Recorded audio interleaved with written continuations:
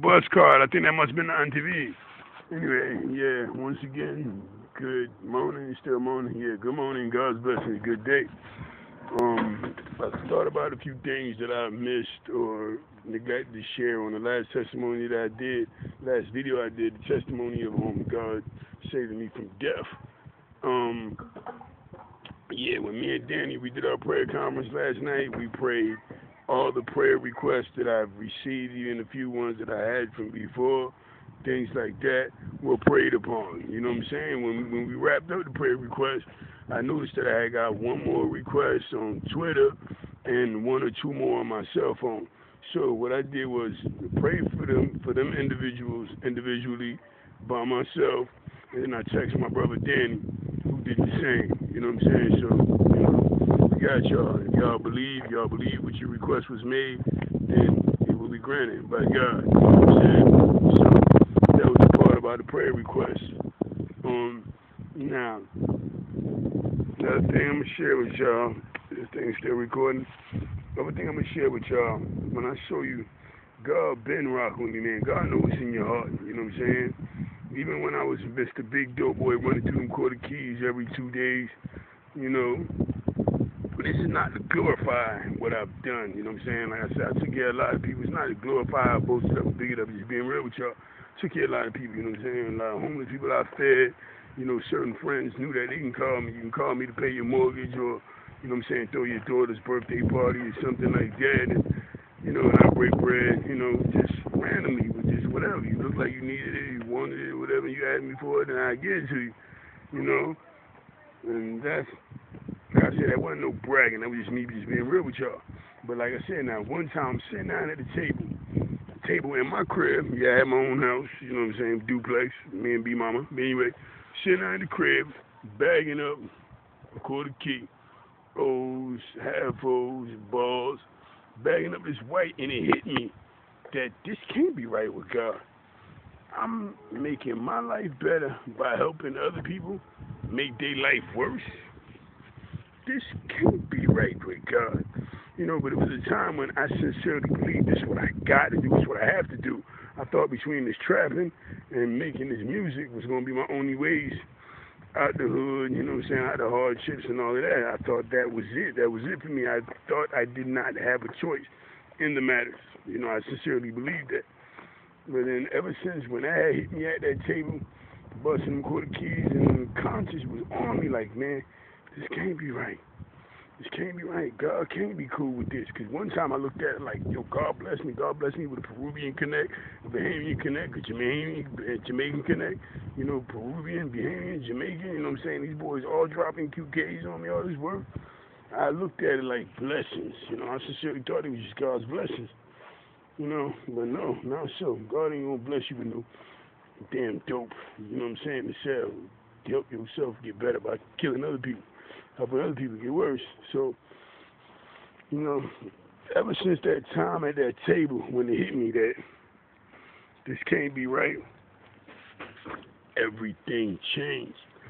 I started going to jail, back to back to back. Yeah, one time I'm on the way to the studio, but somebody called me for a half O or O, I don't remember what it was. Somebody called me for something. Usually I don't take my gun to the studio, but for some reason I was like, man, I gotta stop over these dudes' spot over here. This neighborhood is in the Rhine. So I took my fire with me, as well as, so you know what, I might as well grab me some extra 8 balls and things like that too. So I had all that on me, on my way to the studio. Goes in the hood. I'm gonna show you how God works. Goes in the hood, I go to my homie's spot, enters his home, gives him what he wanted, got what I wanted, my money. And as I'm leaving, I'm rolling out to the fire at my waist. No, actually, we're still on my waist at the time. I'm rolling out, and I'm driving away. Next thing I know, I'm coming down Homestead Ave. There's some people at the store right there, and I see niggas. First, dude waved at me, then he pointed like, behind you.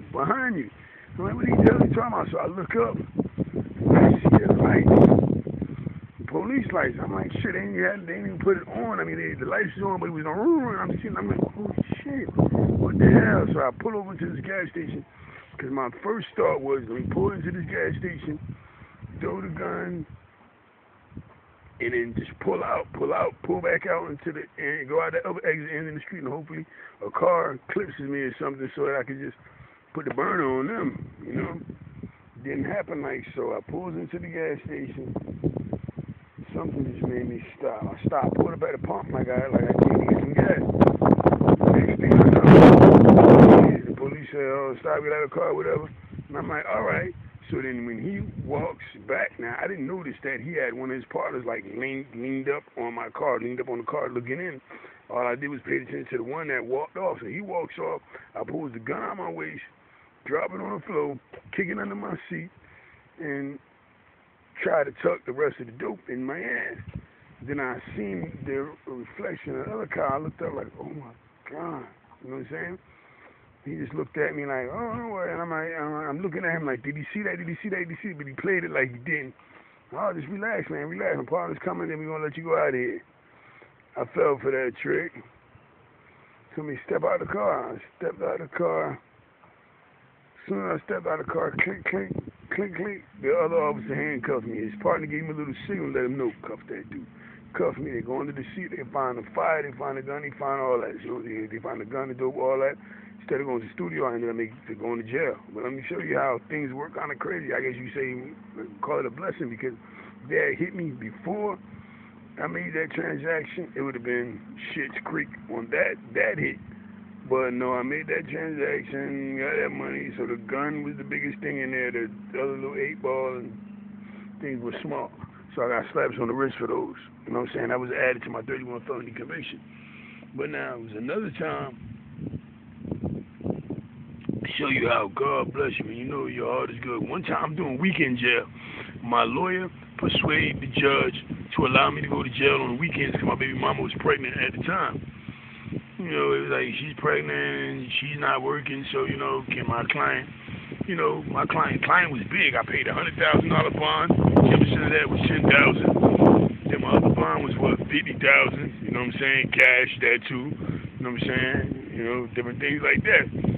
So, I'm doing weekend jail now. Doing weekend jail. My landlord said to me he refused to renew my lease. He's an ex-police officer, and he's been hearing a lot of bad things about this house and everything. He's not renewing that lease.